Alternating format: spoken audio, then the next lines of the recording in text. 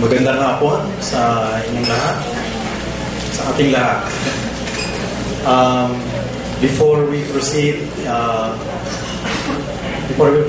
let me acknowledge the presence of our faculty regent, Ms. Ida Dalmasio. She has been with us since this morning. So we have we can resume our presentations this afternoon. Again, as a prelude to the first presentation this afternoon, let me again go back to SP. For SP, democratization in UP meant not just consultation, but representation. So let us listen to him. He said this: in nearly all important committees, from curriculum to housing and welfare, provision has been made for the representation of the students and faculty. In line with the further democratization of the traditions of the university, the administration has recognized the autonomy of the student body by placing in the hands of its duly elected officers or representatives the responsibility for the recognition of the student organizations, as well as for the observance of order and discipline in their activities and in the conduct of their members. Similarly, by providing for faculty and student representation in various committees traditionally constituted only by administrative staff, the administration desires to encourage the responsible exercise of the right of dissent and criticism, while ensuring that the university will live up to its reputation as a free marketplace of ideas. So the question is this still true today? So to answer that question, Dr. Judy Tagiwalo will talk about democratic governance in the academe, a critical assessment. Dr. Tagiwalo is Professor of Women and Development Studies at the College of Social Work and Community Development. She was UP Faculty Regent in 2009 and 2010. She is the founding National President of the All UP Academic Employees Union, the recognized union of the rank and file faculty and reps of this university. So let's listen to Dr. Tagiwalo.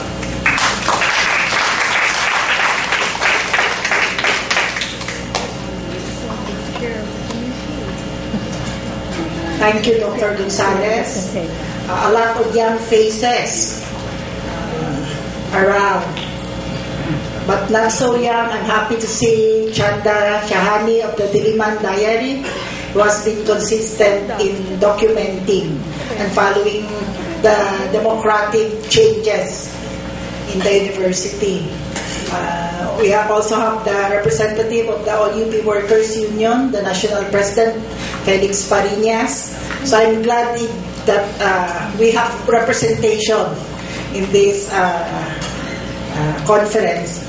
Actually, I changed the title of my presentation, like Carol Sobrichea. The title is quote, Structure of Responsibility, unquote, and Democratic Governance in the University of the Philippines.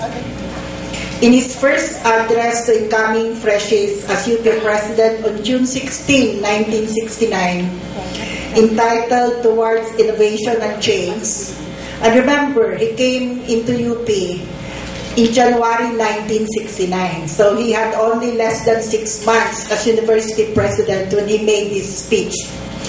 Salvador P. Lopez reported on the changes he had initiated on what he calls the structure of responsibility.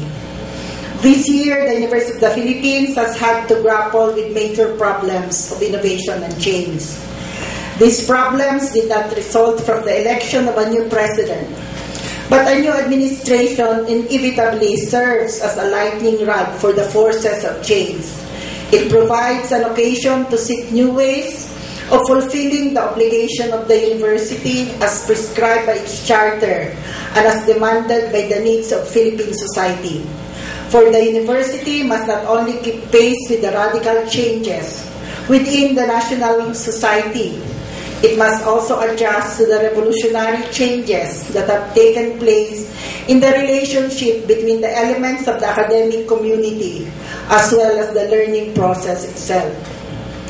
We start, for instance, with a new concept of the structure of responsibility.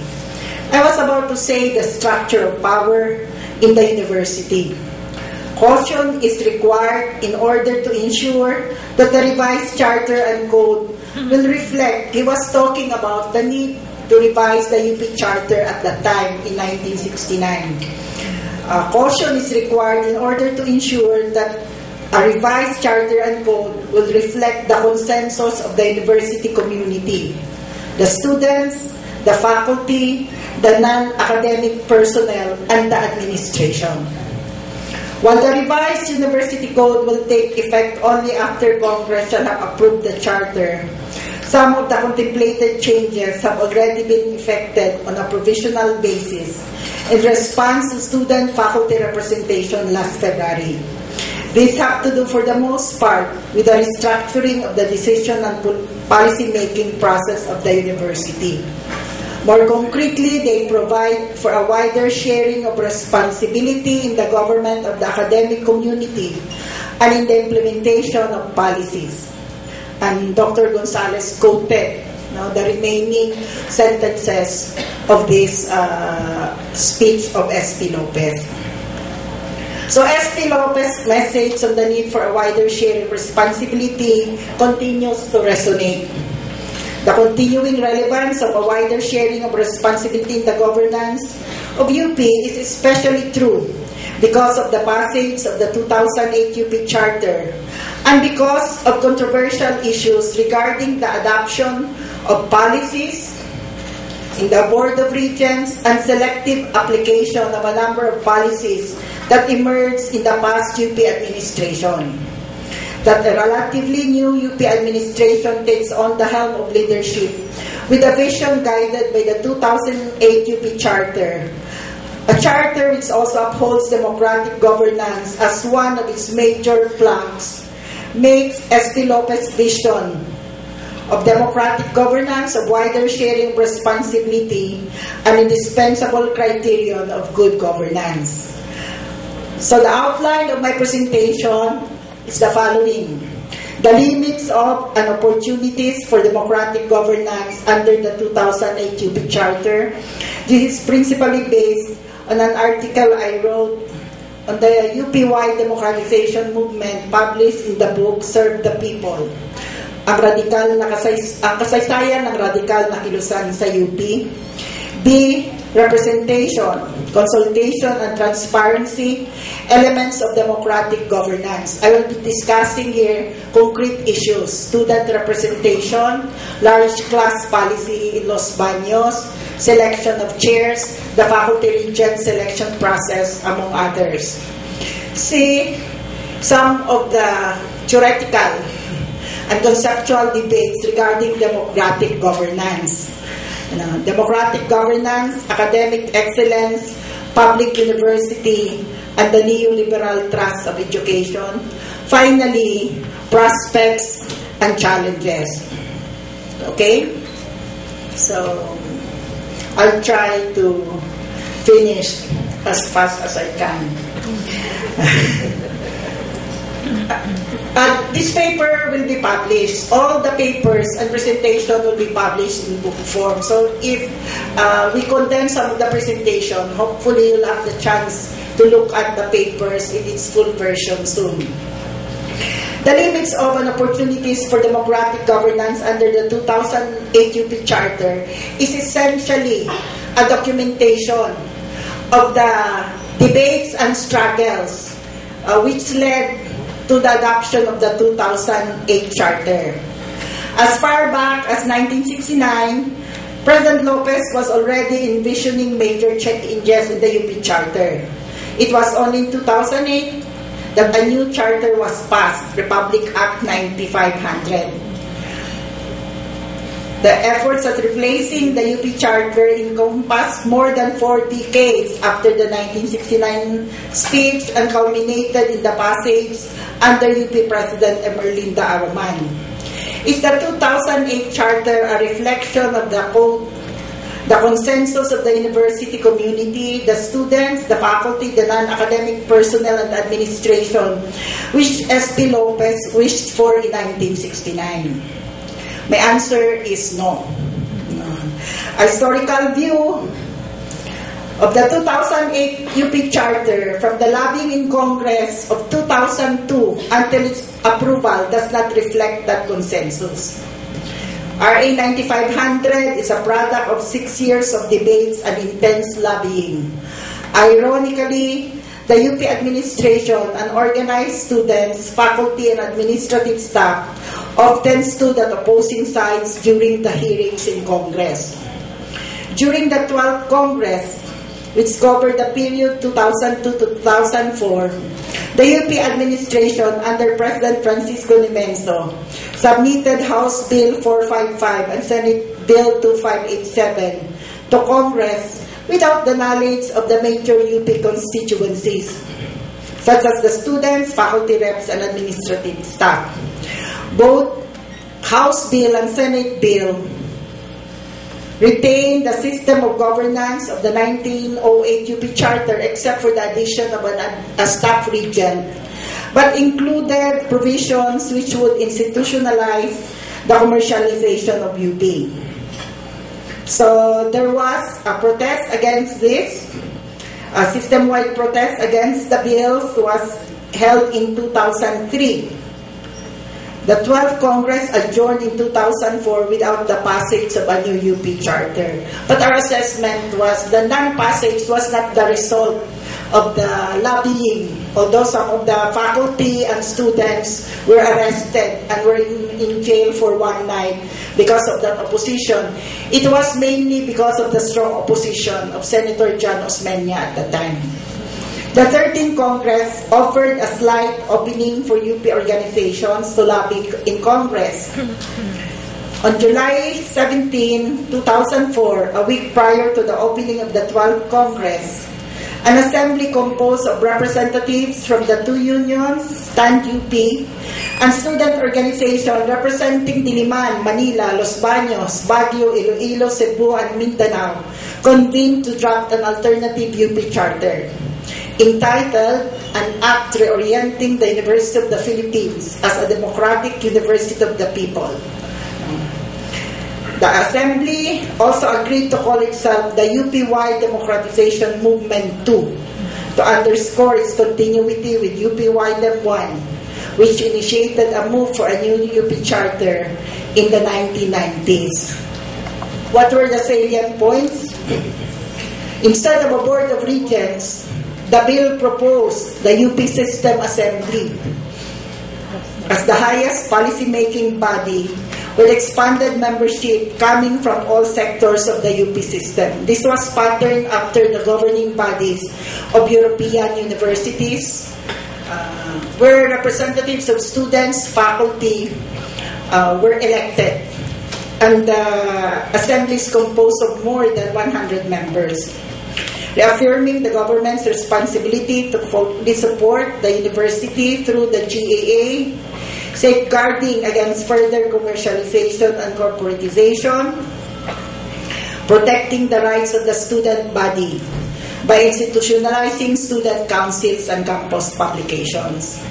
Bayan Muna Party List Representative Teddy Casino sponsored House Bill 2327, or an act reorienting the charter of UP as the premier state university, which was principally based on the UP-wide 2 alternative charter.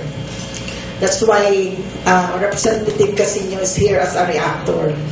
The final House bill, passed by the lower house in the 13th Congress, adopted UP-wide 2's UP System Assembly, but only as a consultative body, rather than as the highest policy-making body. Even then, we were happy with such a movement. Other provisions adopted including the institutionalization of UP student councils and publications, holding consultations with students regarding tuition increases, consultations and consent of the students before approval of tuition increases. However, at the bicameral committee meeting of the 13th Congress, a new version of the UP Charter was drafted, which was basically the UP Administration Bill, or the version sponsored by Senator Francis Pangilinan. Again, the 13th Congress ended without a new charter. Okay, so I won't go to the reason why, but I would like to cite a quotation, excerpt from the Journal of the Senate. Senator Joker Arroyo raised the concern regarding the commercialization of UP assets in the January 28, 2004 Senate deliberations. Quote, given the temptation to sell properties, Senator Arroyo asked how the properties can be preserved. Senator Pangilinan said that at the proper time, he would propose the deletion of the provisions on outright sale and put in a requirement of 2/3 votes of the members of the BOR before a sale or lease could be effected. Senator Arroyo said that he was thinking more of internal safeguards within the Act, noting that UP has been free of scandals so far, probably until it sells real estate assets. He further noted that throughout the deliberations, no satisfactory answers have been provided by the representatives of UP. Okay? Explanation on why it failed, I won't go into that. Finally, the bill was approved in the 14th Congress. In June 8, 2008, while it was still framed within the framework and retained the Board of Regents as the highest governing body of the university, the bill nevertheless had a provision for the convening of consultative assemblies at the system, constituent unit, and college levels. This was the House bill of the lower house. It also included as members of the BOR not only a staff regent but also a reps regent. But by the time the bicameral meeting took place, behind closed doors, we were not allowed. We were in the Senate. President Romano was also in the Senate. No one was allowed to be part of the bicameral committee meeting. The final bill, the final law, was essentially the Senate bill, or the Pangilinan version, where the amendment introduced by Senator Jambi Madrigal for consultative assemblies was reduced to merely promoting the holding of fora for students, faculty, research, extension, and professional staff. Among the few other positive changes were the removal of the provision allowing a second term for the UP president. It was there in the original Senate version, and the inclusion of a provision prohibiting the outright sale of UP properties, one of the strong advocacies of Representative Teddy Casino. However, the provisions relating to the structure of governance and the commercialization of UP assets and properties were basically retained.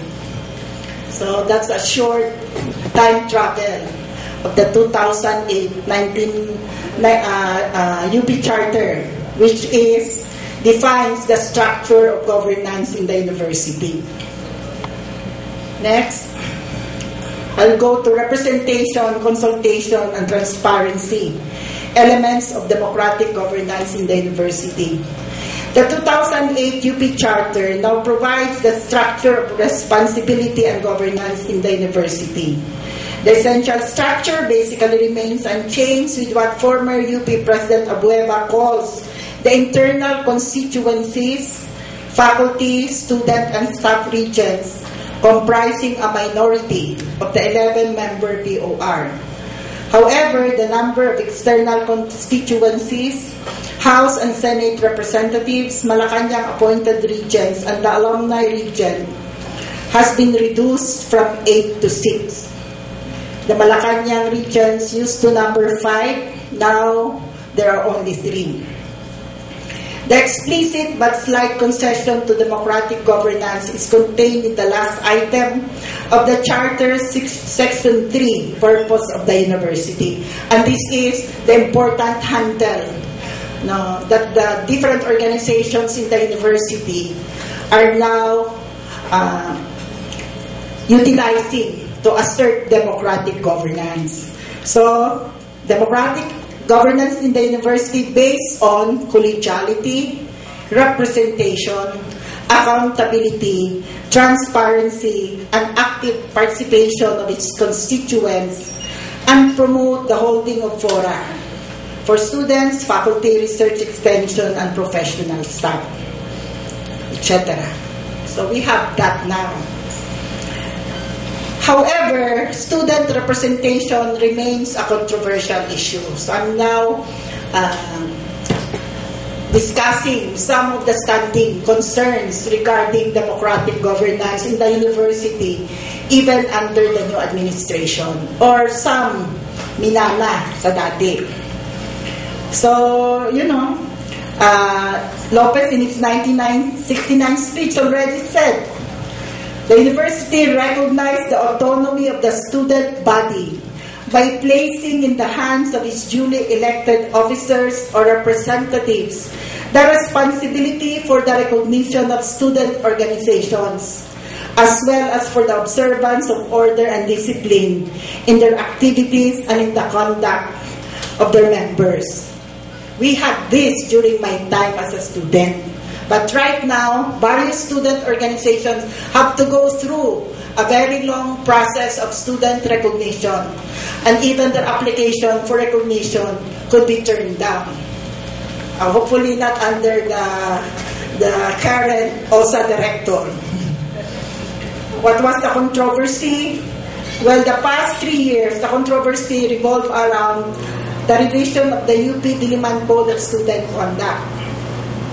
A code of conduct revision, a process by which the draft was formulated, illustrates how democratic governance, particularly the significance of student representation and participation, especially in matters that directly affect them, can actually lead to an impasse.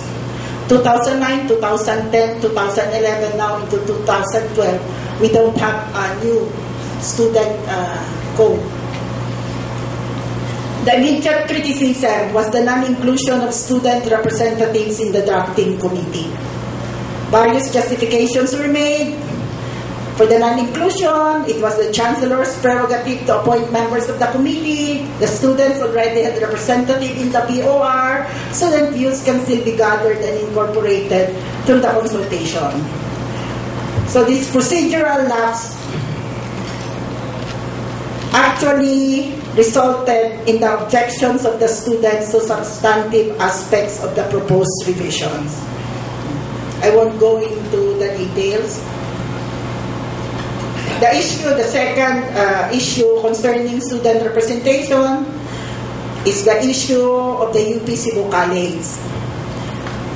Student representation was one of the reasons for the formation of the democratization movement in the UP Cebu College less than a year after it became a distinct university unit under the office of the president.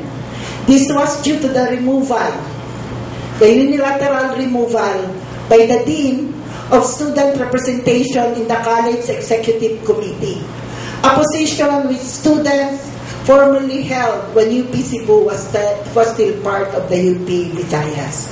Okay. Second issue, democratic governance and the large class policy of UPLB. We have many some UPLB faculty members here. The controversy over full-scale implementation of conversion of all foundation and GE courses to large classes, effective first semester of 2010-2011, began with the issuance of Memorandum Number 001, Series of 2010, issued by the then UPLB Chancellor, which contained a one-paragraph justification that class size does not affect student performance, and that larger class sizes would enable UPLB to accept more students. In spite of the opposition from students and faculty members, culminating in a big demonstration on January 29, 2010, the large class policy was implemented, with procedural and substantive questions left unanswered. Its adoption was on the basis of the decision of the UPLB Council of Deans, the UPLB Management Committee, and the Large Class Management Committee. So this is still a standing issue because questions were raised about, do they have the power to implement these far-ranging changes in terms of the large class? To doesn't this policy need to go through the University Council, as well as content, substantive questions? How is learning affected if all GE courses are taught through large class? It is not a question of no to large class per se, but large class policy for all GE courses. The BOR has a standing agreement to form a Regents Committee to look into the issues raised by those who oppose the large class policy. As far as I know, this has not been implemented. I have this placed on the agenda of the BOR in the June 2010 meeting, and the board agreed to form a Regents Committee to look into this after the UP administration assessment of the new GE program. This is in the minutes of the BOR meeting in June 2010. Third, the faculty regent selection. Among the sectoral regents in UP, in the UP's BOR, it is only the selection of the faculty regent which is under the direct management of the UP administration. The UP Alumni Association has a distinct representation in the BOR, with its president sitting as the alumni regent. The student regent selection is governed by the rules formulated and approved by referendum in 2009 by the majority of the students in all the CUs. The staff regent selection criteria and process have been formulated by the various organizations of administrative staff and reps of the university and have been approved by referendum by the university staff.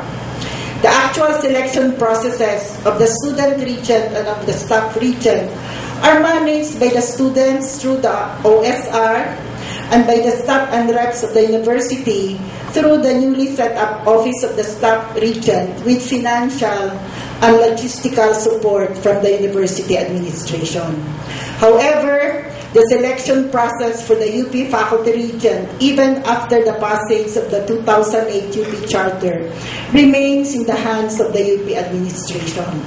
The Office of the Faculty Regent has not been involved in the formulation of a proposed new guidelines.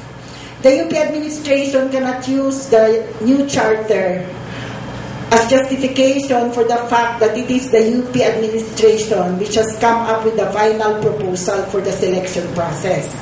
The UP Charter is explicit only about the role of the university councils in formulating the rules and qualifications for the faculty regent selection. So, I strongly urge the BOR, and especially the Office of the Faculty Regent now, to ensure that the faculty regent selection for 2012 would be formulated by the Office of the Faculty Regent and a committee composed of elected representatives from the various university councils, and such process approved by the university councils. This committee can also oversee the selection process. This would make the faculty regent selection a process assisted by the UP administration, but independent from the latter, which is similar to the processes for the selection of the student regent and the staff regent. I have talked to faculty regent Ida Dalmasio about this, and she's going to do more research on the previous